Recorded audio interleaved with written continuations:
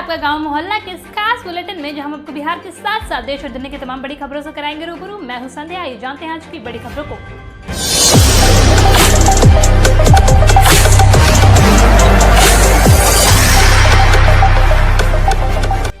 केंद्रीय मंत्री रामविलास पासवान का निधन, गृह मंत्री समेत कई नेताओं ने जताया शोक। केंद्रीय मंत्री रामविलास पासवान का 74 वर्ष की उम्र में दिल्ली के स्कॉट हॉस्पिटल में निधन हो गया, जिसकी जानकारी उनके बेटे चिराग पासवान ने दी। गृह मंत्री अमित शाह समेत कई लोगों ने ट्वीट कर श्रद्धांजलि दी।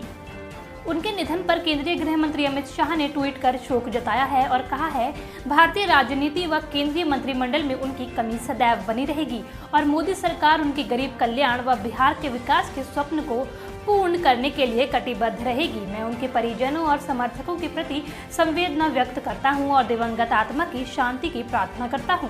गृह मंत्री ने एक अन्य ट्वीट में कहा, चाहे 1975 के आपातकाल के विरुद्ध संघर्ष करना हो या मोदी सरकार में कोरोना महामारी में गरीब कल्याण के मंत्र को समर्थन करना हो, रामविलास पासवान जी ने सभी में अद्वितीय भूमिका निभाई है।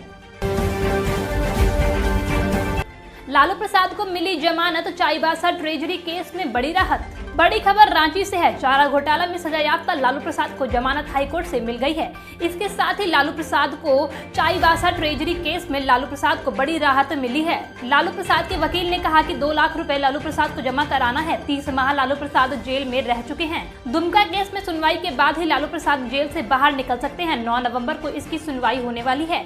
उस दिन दुमका केस में भी लालू प्रसाद आधी सजा पूरी कर लेंगे। लालू प्रसाद की जमानत का सीबीआई के वकील ने विरोध किया था, लेकिन कोर्ट ने जमानत दे दी है। राष्ट्रपति कोविंद और प्रधानमंत्री मोदी ने रामविलास पासवान को दी भावभीनी श्रद्धांजलि। राष्ट्रपति रामनाथ कोविंद, प्रधानमंत्री नरेंद्र मोदी और रक्षा मंत्री राजनाथ समेत कई नेताओं ने शुक्रवार को केंद्रीय खाद्य आपूर्ति एवं उपभोक्ता मामलों के मंत्री रामविलास पासवान के घर जाकर उनके पार्थिव शरीर पर श्रद्धा सुमन अर्पित कर भावभीनी श्रद्धांजलि अर्पित की। 74 वर्षीय पासवान का गुरुवार देर शाम बीमारी की वजह से निधन हो गया था। 5 दिन पहले ही उनके हृदय का ऑपरेशन किया गया था। श्री कोविंद करीब सुबह 10:30 बजे श्री पासवान के सरकारी आवास 12 जनपद पहुंचे और पार्थिव शरीर पर फूल अर्पित कर श्रद्धांजलि अर्पित की। इससे पहले प्रधानमंत्री नरेंद्र मोदी ने केंद्रीय मंत्री के निवास पर जाकर श्रद्धांजलि दी। पटना में होगा रामविलास पासवान का अंतिम संस्कार, शुक्रवार को ले जाया जाएगा शव। लोक जनशक्ति पार्टी के संस्थापक और केंद्रीय मंत्री रामविलास पासवान का गुरुवार को निधन हो गया। उन्होंने दिल्ली के एक अस्पताल में आखिरी सांस ली। बिहार के दिग्गज राजनेता का अंतिम संस्कार पटना में शनिवार को किया जाएगा। वहीं रामविलास पासवान के निधन पर दिल्ली और अन्य राज्यों की राजधानी में शुक्रवार को झंडा आधा झुका रहेगा। साथ ही पटना में अंतिम संस्कार के दिन भी झंडा आधा झुका रहेगा और उनका अंतिम संस्कार पूरे राजकीय सम्मान के साथ किया जाएगा। बिहार चुनाव दूसरे चरण की 94 सीटों पर शुक्रवार से नामांकन, आरजेडी का मजबूत दुर्ग। बिहार विधानसभा चुनाव के दूसरे चरण के लिए शुक्रवार से नामांकन प्रक्रिया शुरू हो रही है। दूसरे चरण के 17 जिलों की 94 विधानसभा सीटों के लिए 9 अक्टूबर से 16 अक्टूबर तक कैंडिडेट्स अपना नामांकन दाखिल कर सकेंगे, जबकि 16 अक्टूबर को नाम वापस लेने की तारीख तय है। वहीं दूसरे चरण के लिए 3 नवंबर को वोट डाले जाएंगे, जबकि नतीजे 10 नवंबर को आएंगे। यह चरण बिहार की सत्ता की दशा और दिशा तय करेंगे। तेज प्रताप की सीट बदली तो 2 सिटिंग विधायकों का कटा टिकट।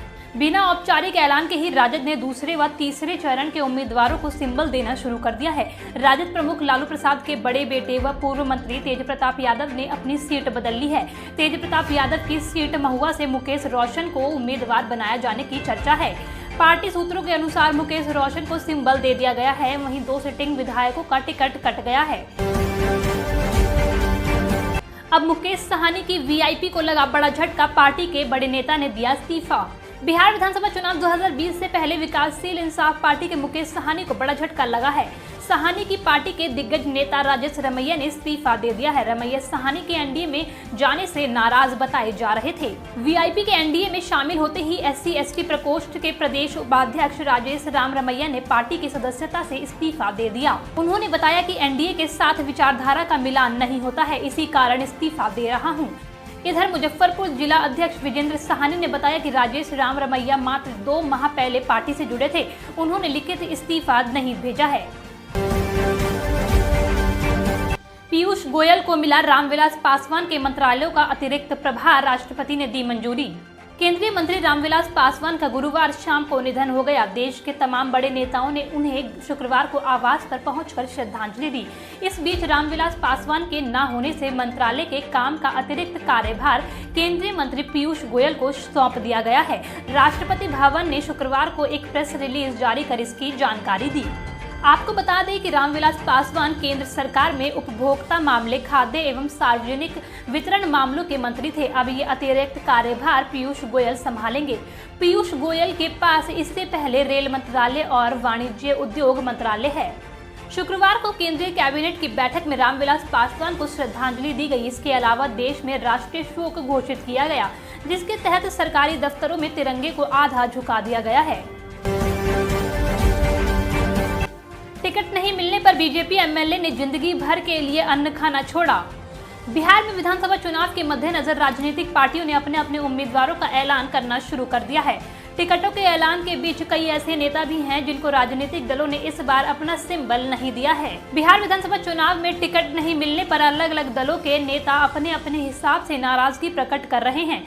कोई इस्तीफा दे रहा है तो कोई पार्टी कार्यालय का घेराव, तो कोई पार्टी को चुनाव में नुकसान झेलने की धमकी दे रहा है। इसी कड़ी में भाजपा के एक ऐसे विधायक हैं जिन्होंने टिकट न मिलने पर अनोखा तरीका से विरोध किया है। बिहार के सारण जिले के अमनौर के वर्तमान बीजेपी विधायक शत्रुघ्न तिवारी, जिन्हें अपने क्षेत्र में चोकर बाबा के नाम से भी जाना जाता है, उन्हें पार्टी ने इस बार के चुनाव में अपना उम्मीदवार नहीं बनाया है। भाजपा ने चोकर बाबा का टिकट इस बार काट लिया है। अपनी नाराजगी जाहिर करने के लिए शत्रुघ्न तिवारी ने अनाज खाना छोड़ दिया है।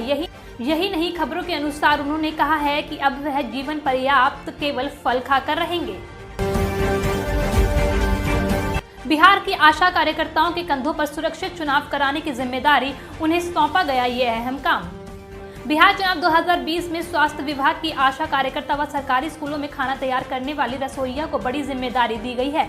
कोरोना संक्रमण से पोलिंग बूथ की संख्या पिछले चुनाव से अधिक रहेगी। यहां कर्मचारियों की संख्या भी बीते चुनाव से ज्यादा रहेगी। Civil surgeon doctor Vijay Kumar Singh ने बताया कि इस समय आशा कार्यकर्ताओं की ट्रेनिंग चल रही है। आशा कार्यकर्ता पोलिंग बूथ पर तैनात की जाएंगी। इन पर मतदाताओं के शरीर का तापमान रिकॉर्ड करने की जिम्मेदारी होगी।